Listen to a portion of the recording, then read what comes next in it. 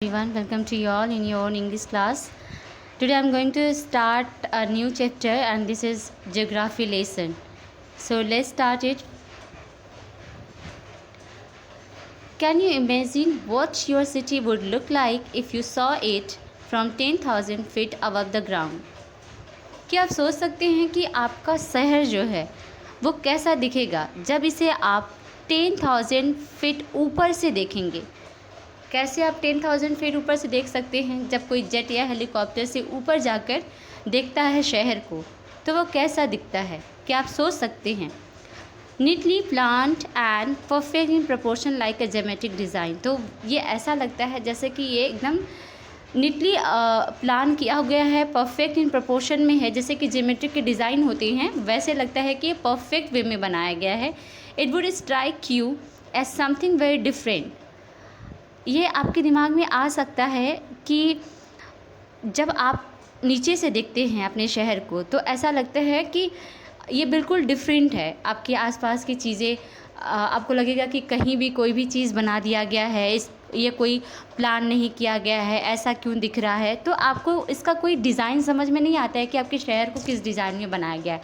लेकिन जब आप इसे ऊपर से ऊंचाई से जाकर देखते हैं तो सारी चीज़ें आपको क्लियर समझ में आती है। Here is a poet descriptions of just such a view of the city and some questions that come to his mind. Here's पर जो पोएट है इस चैप्टर का, जब वो ऊंचाई से जाकर शहर को देखता है तो उसके क्या व्यू होते हैं, उसके क्या विचार होते हैं और उसके दिमाग में कैसे क्वेश्चंस आते हैं वो हम देखेंगे आगे। When the jet sprang into the sky, it was clear why the city had developed the way it had. When the jet sprang, जब जेट यानी हेलीकॉप्टर ऊपर जाता है, हवा में जाता है, it was clear why the city had develop the way it had. तो ये हमें समझ में आता है कि हमारे शहर को जैसा बनाया गया है वैसा उसे क्यों बनाया गया है। ये चीज़ें हमें तब समझ में आती है जब हम उसे ऊपर जाकर देखते हैं। Seeing it scale 6 inches to the mile, वो शहर जो नीचे से हम देखते हैं तो जो कि मीलों में फैला हुआ है, लेकिन जब हम उसे ऊपर जाके देखते हैं तो ये 6 इंच से छोटा दिखता है, 6 इंचेस जितना छोटा।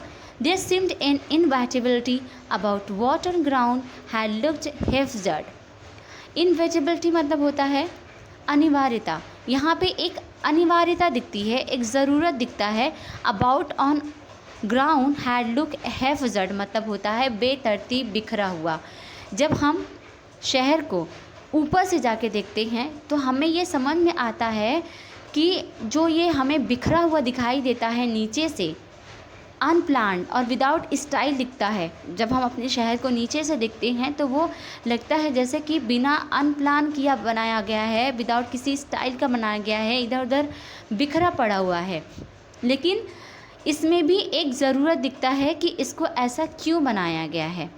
When the jet sprang into the sky, ये तब हमें समझ में आता है जब हम ऊपर से देखते हैं इसको, यानी कि हवा में जब हम जाते हैं जेट से, तब जब हम देखते हैं नीचे तब हमें ये समझ में आती है कि जो चीज़ें हमें नीचे से बेतरतीब, बिखरी हुई और बिना प्लान, बिना स्टाइल का दिख रहा है, ये भी ज़रूरी है। ऐसा इसको सोच समझकर बनाया गया है। When the jet reached 10,000 feet, जब हमारा जेट यानी हमारा हवाई जहाज़ जब 10,000 फीट ऊपर पहुंचता है, it was clear why the country has cities where the rivers ran. तो ये समझ में आता है कि हमारे शहरों के, हमारे देश के जो शहरें हैं वो नदियों के किनारे क्यों बसाया गया है। अब बहुत सारे शहर हैं जो नदियों के किनारे बसाया गया है, जैसे आपका वाराणसी शहर ही देख सकते हैं, ये गंगा किनारे है, कानपुर है, इलाहाबाद है। तो ये सारे शहर जो हैं ये सभी नदियों के किनारे बसाया गया है। And why the valleys were populated, valley का जो घाटियों के बीच में जो जगह होती है वहाँ पे बहुत सारे लोग रहते हैं। आप देख सकते हैं जब वो पोएट कहते हैं कि जब मैं ऊपर जाकर देखता हूँ तो मुझे ये समझ में आता है कि हमारे देशों के, हमारे देश के या किसी भी देश की जो शहरें हैं उसे नदियों के किनारे क्यों बसाया गया है और वैली जो है इतना पॉपुलेटेड क्यों होता है। The logic of geography, the land and water attracted man. The logic of geography ये है कि जो लैंड और वाटर होता है वो हमेशा से इंसानों को अट्रैक्ट करता है। क्यों? हमें या आप अट्रैक्ट नहीं करता? हमें जब भी टाइम मिलता है हम गंगा किनारे निकल जाते हैं घूमने के लिए, ठीक है। तो ये लॉजिक है कि इंसान को लैंड और वाटर जो है हमेशा से अट्रैक्ट करता आ रहा है। Was clearly delineated when the jet reach 10,000 feet. ये सारी चीज़ें बहुत ही स्पष्ट हो जाती हैं, बहुत ही क्लियर समझ में आती है जब हमारा जेट, हमारा हवाई जहाज़ जो है वो 10,000 फीट ऊपर पहुंचता है। When the jet rose 6 miles high, अब जब उससे भी ऊपर हमारा जहाज़, हमारा जेट जो है ऊपर उठता है, it was clear the earth was round, तब हमें यह समझ में आता है कि जो हमारी पृथ्वी है वह गोल है। And that it had more sea than land, और यहाँ पर ज़मीन से ज़्यादा समुद्र हैं। आपने पढ़ा होगा कि ज़मीन कम है और ज़्यादातर भागों में क्या है, पानी है। ये हमें कब क्लियर होता है? जब ये हमारा जेट जो है 6 माइल्स हाई ऊपर जाता है, तब हमें समझ में आता है कि हमारी पृथ्वी जो है वो राउंड है और हमारे यहाँ ज़मीन से ज़्यादा समुद्र है।